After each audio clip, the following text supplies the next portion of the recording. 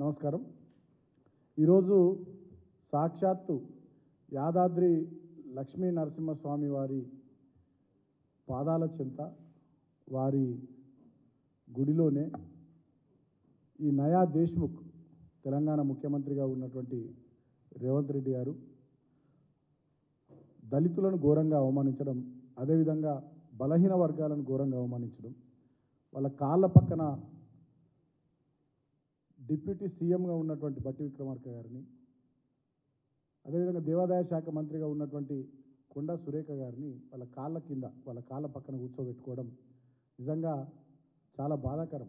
యావత్ దళిత జాతి, అదేవిధంగా బలహీన వర్గాలంతా కూడా ఈ రాష్ట్రంలో బడుగు బలహీన వర్గాలకు చెందినటువంటి వాళ్ళంతా కూడా బాధపడుతూ ఉన్నారు. అసలు తెలంగాణ రాష్ట్ర సాధన పోరాటమే ఆత్మగౌరవం కోసం జరిగినటువంటి పోరాటం.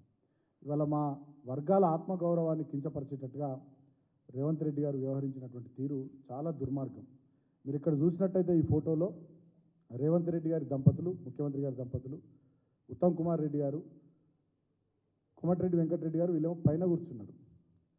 వీళ్ళ కాళ్ళ దగ్గర డిప్యూటీ సీఎంగా ఉన్నటువంటి దళిత వర్గాలకు చెందినటువంటి బిడ్డ, కాంగ్రెస్ పార్టీ సీనియర్ నాయకుడు బట్టి విక్రమార్క గారు వాళ్ళ కాళ్ళ దగ్గర కూర్చున్నటువంటి సందర్భం. అదేవిధంగా బలహీన వర్గాలకు చెందినటువంటి మంత్రి కొండా సురేఖ గారు, దేవాదాయ శాఖ మంత్రి, వారు కూడా వీళ్ళ కాళ్ళ దగ్గర, వీళ్ళేమో పైన కూర్చుంటారు. రేవంత్ రెడ్డి దంపతులు, కోమటిరెడ్డి వెంకటరెడ్డి గారు, ఉత్తమ్ కుమార్ రెడ్డి గారు బలహీన వర్గాలకు చెందినటువంటి కొండా సురేఖను వాళ్ళ కాళ్ళ దగ్గర కూర్చుని పెట్టుకుంటారు. దళిత వర్గానికి సంబంధించినటువంటి బట్టి విక్రమార్క గారిని వాళ్ళ కాళ్ళ దగ్గర కూర్చుని పెట్టుకుని వల్ల యావత్ దళిత జాతిని, బడుగు బలహీన వర్గాలకు సంబంధించినటువంటి బీసీ జాతిని అవమానించారు. వెంటనే ఇవాళ నేను ముఖ్యమంత్రిని కోరుతా ఉన్నా, ఈ జరిగినటువంటి మీరు చేస్తున్నటువంటి మీ ఆచరణ ఇదంతా కూడా ఇవాళ దళిత జాతి, అదేవిధంగా బహుజన జాతి, బడుగు బలైన వర్గాల ప్రజానికం గమనిస్తూ ఉన్నారు. సాక్షాత్తు దేవుని చెంతనే, దేవుని ముందరనే ఈ రకంగా మా దళితులకు, బలహీన వర్గాలకు అవమానం జరిగితే మా ఆత్మగౌరవం దెబ్బతింటే ఎక్కడికి పోయి చెప్పుకోవాలి, ఎవరికి చెప్పుకోవాలి? బట్టి విక్రమార్క గారు, వారి కుటుంబం మొదటి నుంచి కాంగ్రెస్ పార్టీ కుటుంబం. వారి అన్న మల్లు అనంతరాములు గారు ఉమ్మడి ఆంధ్రప్రదేశ్లో పీసీసీ అధ్యక్షుడిగా పనిచేసింది. వాళ్ళ అన్న మల్లు రవి గారు ఎంపీగా పనిచేసినారు. ఢిల్లీలో ప్రభుత్వ ప్రత్యేక ప్రతినిధిగా పనిచేసినారు గతంలో. వీరు సిఎల్పి లీడర్గా పనిచేసినారు, పాదయాత్రలు చేసినారు. ఈయన మధ్యలో వచ్చినటువంటి కాంగ్రెస్ వాది కాదు, మొదటి నుంచి కుటుంబం అంతా కాంగ్రెస్ పార్టీ కుటుంబం. ఈ ఫోటోలో కనబడుతున్నటువంటి అందరికన్నా సీనియర్ నాయకుడు బట్టి విక్రమార్క గారు. ఈ ఫోటోలో కనబడుతున్నటువంటి వాళ్ళందరికన్నా సీనియర్ నాయకుడు బట్టి విక్రమార్క గారు. అలాంటి బట్టి విక్రమార్క గారిని ఇలా అవమానించడం అంటే డెఫినెట్గా ఇది కులం కోణంలోనే జరిగింది తప్ప ఇంకోటి కాదు. భారతదేశానికి స్వాతంత్రం 1947లో వచ్చింది, రాజ్యాంగం 1950లో వచ్చింది. 75 సంవత్సరాల స్వతంత్ర భారతదేశ చరిత్రలో ఇంకా ఈ రకంగా ఈ నయా దేశ్ముఖ్ల పరిపాలనలో ఇంకా మా దళిత జాతి, బడుగు బలహీన వర్గాల జాతి ఈ రకంగా ఈ వర్గాలకు రిప్రజెంటేటివ్స్గా ప్రభుత్వంలో భాగస్వాములై ఉన్నోళ్ళు వీళ్ళేం సామాన్యులు గారు. ఈ దళిత బహుజన వర్గాలకు ప్రభుత్వంలో రిప్రజెంటేటివ్స్గా, ప్రతినిధులుగా ఉన్నటువంటి వాళ్ళు, ప్రభుత్వాన్ని నడిపిస్తున్నటువంటి పెద్దల్లో వీరు కూడా భాగస్వామ్యులు. అటువంటి వీళ్ళనే వాళ్ళ కాళ్ళ దగ్గర కూర్చుండబెట్టుకున్నారంటే వీళ్ళ ఇక రాష్ట్రంలోని దళితులు, ఇక బీసీల పరిస్థితి ఏందో ఒకసారి ఆలోచన చేయమని నేను రాష్ట్ర ప్రజానీకానికి విజ్ఞప్తి చేస్తూ ఉన్నా. ఎంత అన్యాయం ఇది, ఎంత దుర్మార్గం ఇది. ఇన్నేళ్ల స్వతంత్ర భారత చరిత్రలో ఆత్మగౌరవం కోసం పోరాటం చేసి తెచ్చుకున్న ఈ తెలంగాణ రాష్ట్రంలో ఈ నయా దేశ్ముఖ్ల పరిపాలనలో దళిత జాతి, బలహీన వర్గాల జాతికి సంబంధించిన ప్రతినిధులు ప్రభుత్వంలో పెద్దలుగా భాగస్వామ్యం వహిస్తున్నటువంటి వాళ్ళు ఇవాళ వాళ్ళ ప్రభుత్వం రావడానికి బట్టి విక్రమార్క గారు ఎన్నో ప్రయత్నాలు చేసి వాళ్ళ పార్టీ అధికారంలోకి రావడానికి పోరాటాలు చేసిన, దశాబ్దాలుగా కష్టపడ్డారు. అటువంటి వ్యక్తిని కాళ్ళ దగ్గర కూర్చుండబెట్టుకోవడం యావత్ దళిత జాతిని, అదేవిధంగా బలహీన వర్గాల వారిని అవమానించినట్టుగానే మేము భావిస్తూ ఉన్నాం.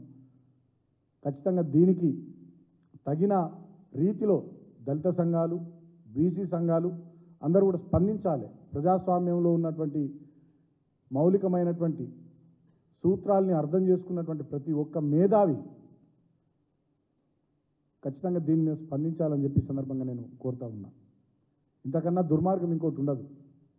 మనం చూస్తూ ఉన్నాం, ప్రభుత్వం వచ్చిన 3 నెలల నుంచి బట్టి విక్రమార్క గారి ఫోటో ప్రకటనల నుంచి మాయమైపోయింది. వారి ఫైనాన్స్ డిపార్ట్మెంట్ ఇప్పుడు వారి డిప్యూటీ సీఎం ఉండి ఫైనాన్స్ డిపార్ట్మెంట్, ఎనర్జీ డిపార్ట్మెంట్ 2 డిపార్ట్మెంట్లు చూస్తున్నారు.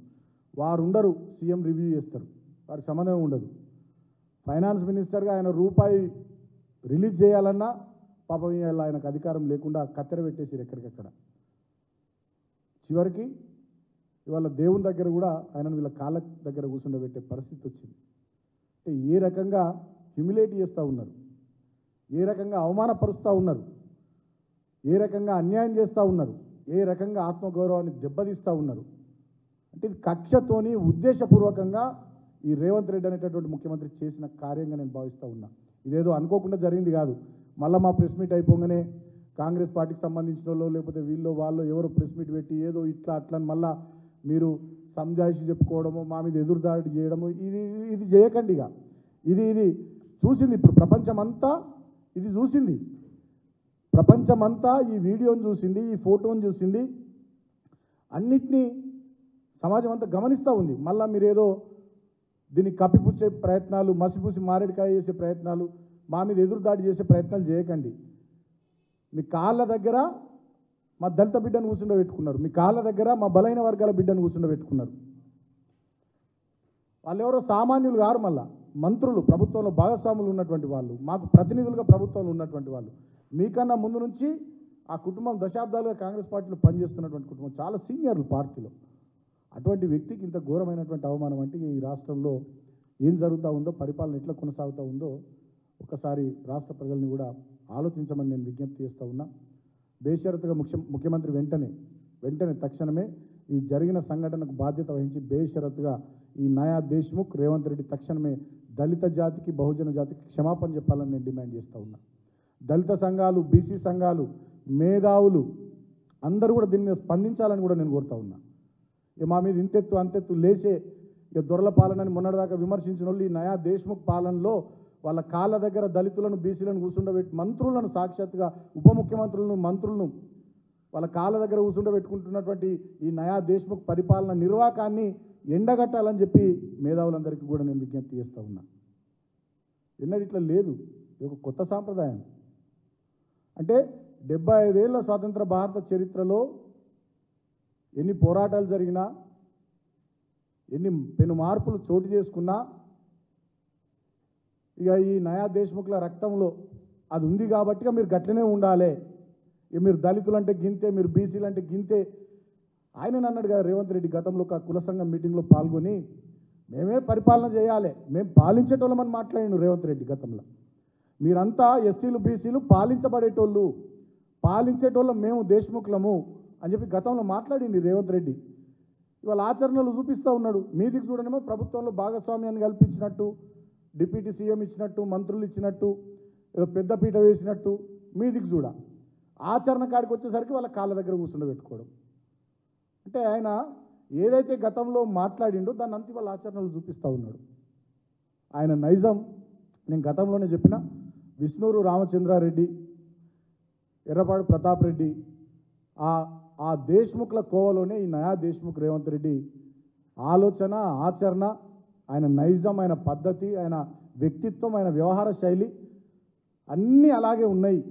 వాటికి నిదర్శనమే ఇవాళ ఈ సంఘటన. ఇదేదో ఆషామాషిగా జరిగింది కాదు, అనుకోకుండా జరిగింది కాదు. నేను కాంగ్రెస్ పార్టీలో ఉన్నటువంటి దళితులు, బహుజనులు మిమ్మల్ని కూడా స్పందించాలని కోరుతా ఉన్నా. పార్టీలో ఉన్నటువంటి వాళ్ళని కూడా స్పందించాలని కోరుతా ఉన్నా. కాంగ్రెస్ హైకమాండ్ కూడా దీని మీద స్పందించాలి డెఫినెట్గా. కాంగ్రెస్ జాతీయ పార్టీకి అధ్యక్షుడిగా ఒక దళితుని పెట్టినామని చెప్పి మీరు చెప్పుకోవడం కాదు. మరి ఇక్కడ దళిత ఉప ముఖ్యమంత్రికి ఈ స్థాయిలో అవమానం జరుగుతూ ఉంటే, మీరు మీదికి కూడా బొమ్మల్లాగా మా వాళ్ళని పెట్టుకొని ఈ స్థాయిలో అవమానిస్తూ ఉంటే ఏందన్నట్టు ఇది ఎటుపోతుంది సమాజం? ఈ టెక్నాలజీ యుగంలో, ప్రతి ఒక్కరి చేతిలో సెల్ ఫోన్ ఉన్నటువంటి ఈ యుగంలో, ప్రతి దళిత వర్గం ఇళ్లల్లో, బీసీ వర్గాల ఇళ్లలో చదువుకున్న పిల్లలు ఉన్నటువంటి ఈ రోజుల్లో మా వర్గాలకు సంబంధించినటువంటి మంత్రుల్ని ఈ స్థాయిలో అవమానించడం అంటే ఇది రాచరికపు ధోరణి తప్ప ఇంకోటి కాదు, అహంకార పూరిత వైఖరి తప్ప ఇంకోటి కాదు. నేను వెంటనే ముఖ్యమంత్రిని కోరుతా ఉన్నా, బేషరతుగా ఈ జరిగిన సంఘటనకు క్షమాపణ, దళిత జాతికి, బహుజన జాతికి క్షమాపణ చెప్పాలి. భవిష్యత్తులో ఇటువంటి జరగకుండా మీ ఆలోచన ధోరణిని, మీ పద్ధతిని, మీ వ్యవహార శైలిని మార్చుకోవాలని చెప్పి నేను ముఖ్యమంత్రి రేవంత్ రెడ్డికి తెలియజేస్తూ ఉన్నా. ఇవాళ బాధతో మాట్లాడుతూ ఉన్నాం. మేము ఏదో మాట్లాడడానికి నేను మాట్లాడట్లేదు. దళిత వర్గాలకు చెందినటువంటి బిడ్డగా మా రక్తంలో అంబేద్కర్ ఉన్నాడు. మా రక్తంలో అంబేద్కర్ ఉన్నాడు. ఈ దేశం 75 సంవత్సరాల భారతదేశం ఇట్లా ఒక్కటిగా ఉండడానికి, ఇంత గొప్పగా ఎదగడానికి ఉత్పత్తి కులాల, శ్రామిక కులాల మా కష్టం ఉంది. అటువంటి మా కష్టజీవులు, శ్రమైక జీవనాన్ని కొనసాగించినటువంటి మా వర్గాలకు సంబంధించినటువంటి బిడ్డల్ని ప్రభుత్వంలో పెద్దలుగా చూసి, సరే పార్టీ ఏదైనా కావచ్చు, మా వాళ్ళు మంచి స్థానంలో ఉన్నారని సంతోషపడతాం ఈ వర్గాలకు సంబంధించినటువంటి బిడ్డలం. అటువంటిది మా వాళ్ళని ఇంత ఘోరంగా అవమానిస్తూ ఉంటే ఇది ఎట్టి పరిస్థితుల్లో మంచి సాంప్రదాయం కాదు. నేను కాంగ్రెస్ పార్టీలో ఉన్నటువంటి ఎస్సీ-బీసీ నాయకులకు విజ్ఞప్తి చేస్తూ ఉన్నా.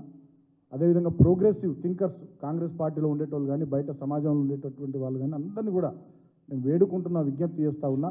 ఇటువంటి రాచరికపు పద్ధతులు, ఈ దేశ్ముఖ్ ఆలోచన విధానాన్ని రేవంత్ రెడ్డి ఇట్లాగే కొనసాగించుకుంటూ పోతే భవిష్యత్తులో డెఫినెట్గా ఎస్సీ-బీసీ వర్గాల నుంచి పెద్ద ఎత్తున తిరుగుబాటు తప్పదు అనేటటువంటి విషయాన్ని కూడా ఈ నాయా దేశ్ముఖ్ రేవంత్ రెడ్డికి నేను హెచ్చరిస్తూ ఉన్నా. వెంటనే మేము డిమాండ్ చేస్తూ ఉన్నాం, బేషరతుగా ఈ జాతులకు క్షమాపణ చెప్పాలి. భవిష్యత్తులో ఇటువంటి జరగకుండా తన పద్ధతిని రేవంత్ రెడ్డి మార్చుకోవాలి. ఇప్పటికైనా ఈ రాష్ట్రంలో ఉన్న బడుగు బలహీన దళిత గిరిజన వర్గాల సోదరులు సోదరిమణులందరికీ నేను విజ్ఞప్తి చేస్తూ ఉన్నా. అర్థం చేసుకోండి ఈయన విధానాన్ని, ఈ నాయా దేశ్ముఖ్ రేవంత్ రెడ్డి విధానాన్ని, ఆలోచనను, ఆయన పద్ధతిని, ఆయన వ్యవహారాన్ని, ఆయన వ్యక్తిత్వాన్ని అర్థం చేసుకోండి. ఇప్పుడు మనకి ఎక్కడైనా బాధ అనిపిస్తే పెద్ద మనుషుల దగ్గరికి వచ్చి చెప్పుకుంటాం. పెద్ద మనుషులకి బాధ అనిపిస్తే దేవుళ్ళ దగ్గరికి వచ్చి చెప్పుకుంటాం. దేవుని దగ్గర అవమానం జరిగిన తర్వాత ఎక్కడికి వచ్చి చెప్పుకున్నాడు? ఎవరికి చెప్పుకున్నాడు?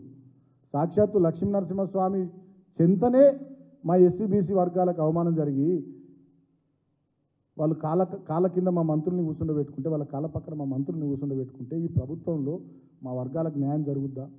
మేలు కలుగుద్దా? అంటే ఇదెంత అణిచివేత ధోరణి, ఇదెంత ఫాసిస్టు వైఖరి, ఇదెంత అహంకార పూరిత వైఖరి, అంటే ఇది ఘోరమైనటువంటి అవమానం. ఇప్పటికైనా భవిష్యత్తులో ఇటువంటివి జరగకుండా తన పద్ధతిని రేవంత్ రెడ్డి మార్చుకోవాలి. బేషరతుగా ఈ సంఘటన మీద దళిత జాతికి, బహుజన జాతికి క్షమాపణ చెప్పాలి. ఇక దీని మీద మేము ప్రెస్ మీట్ మాట్లాడినామని, సోషల్ మీడియాలో ఇంకోటి స్పందించిరని మళ్ళీ ఎదురుదాడి చేయడము, ఏదో మసుబూసి మారేడుకాయ చేయడము, వాళ్ళతో వీళ్ళతో మాట్లాడియడము, ఇక అవ్వద్దు. మళ్ళా జరిగింది సంఘటన, ప్రపంచం అంతా చూసింది, ఇట్లెక్కడ జరగదు. నాకు తెలిసి భారతదేశ చరిత్రలో ఇది మొట్టమొదటిసారి అనుకుంటున్నా. నాకు తెలిసి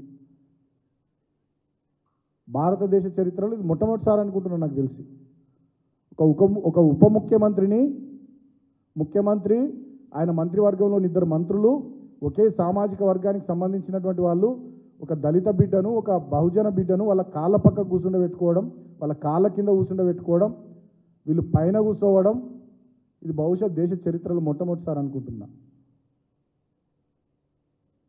ఇది చాలా పెద్ద అట్రాసిటీ, ఇది చాలా దుర్మార్గం. ఇది నేను ఆవేదనతో, బాధతో చెప్తా ఉన్నా, కోరుతా ఉన్నా. ప్రతి ఒక్క మేధావి, అదేవిధంగా దళిత సంఘాలు, బీసీ సంఘాలు అందరూ కూడా స్పందించాలి. ఈ ముఖ్యమంత్రి ఫ్యూడల్ ఆలోచన విధానాన్ని, ఫాసిస్టు ధోరణిని, ఆయన వ్యక్తిత్వాన్ని, ఆయన నయా దేశ్ముఖ్ ఆలోచన సరళిని తెలంగాణ సమాజం కూడా గమనించాలి, అర్థం చేసుకోవాలని చెప్పి సందర్భంగా నేను విజ్ఞప్తి చేస్తాను. Thank you.